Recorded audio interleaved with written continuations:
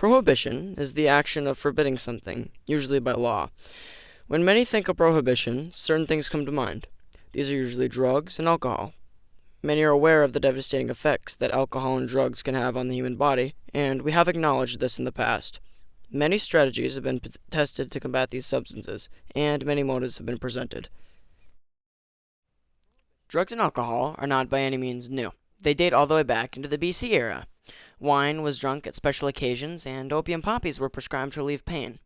Because these substances had value to certain people, they became worth labor and pay. With no regulation, people who put more labor in and had more money would be able to purchase more drugs and alcohol. Drugs were not abused like alcohol in the 1700s and 1800s, and alcohol came in many different variations, often containing different ingredients leading to different results. Rum, whiskey, wine, beer, and vodka happened to be widely desired across the globe.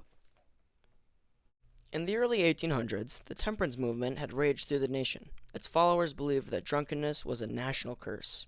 This was also occurring during the push for women's rights. One of the main arguments brought up by women who wanted the ban of alcohol was that under the influence of alcohol, men would become savages who would beat and assault their wives.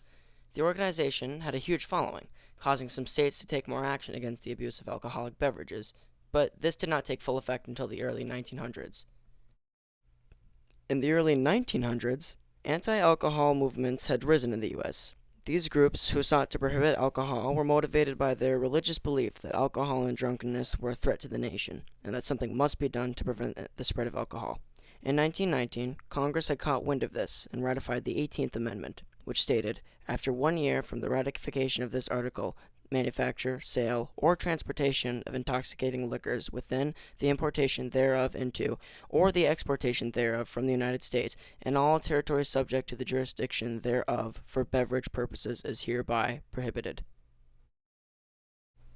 This amendment proved impossible to enforce, as many people found ways to make their own alcohol and secretly distribute it to their fellow neighbors. The illegal distribution of alcohol was extremely ironic, because the main thing this amendment was meant to accomplish was to decrease crime in the U.S., but instead, it led to an increase in organized crime.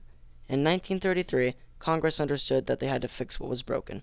They ratified the 21st Amendment, which repealed the 18th Amendment. As of today, there is no ban on alcohol, only some minor rules. One of these rules includes the age restriction, and while it can vary across states, it restricts children, infants, and teenagers from consuming alcoholic beverages, with the exception of religious purposes. The reason for the restriction is fairly obvious. Alcohol is bad for the body and even worse for a smaller and undeveloped body. Certain businesses also prevent the consumption of alcohol, usually to maintain productivity among their workers. Much like alcohol, drugs happen to have a bad reputation for the effect they have on humans. One of the earliest forms of addictive drugs was marijuana. Marijuana comes from cannabis, green-leaved plants, often found in warm climates. These plants were originally used in China for fiber and animal feed, but their narcotic properties were soon discovered. In the U.S., marijuana was not properly introduced until Mexico began producing it. Mexico was notorious for its cannabis farms and its tendency to sell thousands of grams of marijuana to the citizens of the U.S.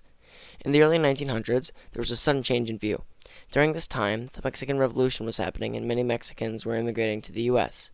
The writer of Reefer Madness, Eric Schlosser, wrote, "The prejudices and fears that greeted these peasant immigrants also extended to their traditional means of intoxication, smoking marijuana. Police officers in Texas claimed that marijuana incited violent crimes, aroused a lust for blood, and gave its users superhuman strength. Rumors spread that Mexicans were distributing this killer weed to unsuspecting American schoolchildren."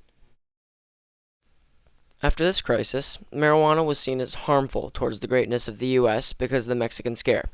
The ban seemed quite unnecessary, and while it was very addictive, its medical purposes and benefits outweighed its negative effects.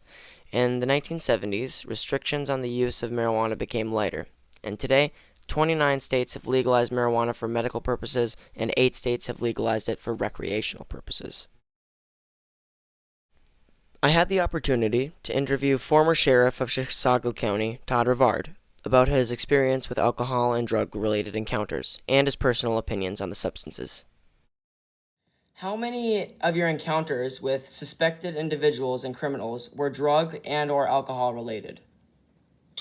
You know, just guessing, throwing a figure offhand, I would say when I was sheriff, uh, my 8 years, of course, I worked as a narcotics investigator before that also, but I would say probably directly 50% and probably indirectly, burglars, say burglars, thieves, were stealing for money for drugs or drugs, which would raise that statistic quite a bit, probably 75, but probably 50% directly related to drugs themselves, and then 75 of direct and indirect. Okay. Does that make any sense? Yeah, that does. Yeah. How it is, some people just are criminals because of the drugs, and some of them are stealing so they can support their habit. Mm. So pretty high. It might not be that high nowadays, but maybe it is. I have no idea. But back when I was in its full swing prime, then that was probably about pretty accurate. Okay. And another question: what methods did you and your fellow officers use to detect the use of drugs and/or alcohol? Well, it's a good question. Of course, alcohol will do that first. Maybe the biggest offense with alcohol is driving, of course, driving under the influence, driving while intoxicated. And the biggest tool then was seeing them weaving or their driving conduct. And then intoxilizer, the machine you blow in and everything, that was the main tool for that. Drugs, it was probably a big one was information, intelligence information about who was selling drugs or making drugs. Meth was big then. So intelligence, and then people getting caught, stopped for a driving offense. Maybe it was alcohol related too, or maybe it wasn't. They'd get stopped, and all of a sudden they'd have drugs. So traffic stops, and then dogs. Canines was a big plus. When I was sheriff, we started 2 canine units that we hadn't had before, and they're huge in the enforcement and detection of drugs, canine units. The fact that many people refused to obey the laws of prohibitions really showed how addicted they were. The influence of alcohol and drugs throughout the 1800s, 1900s, and even today is hard to ignore. It is my personal belief that prohibitions and the regulation of drugs and alcohol is necessary to keep the United States of America moving forward in productivity.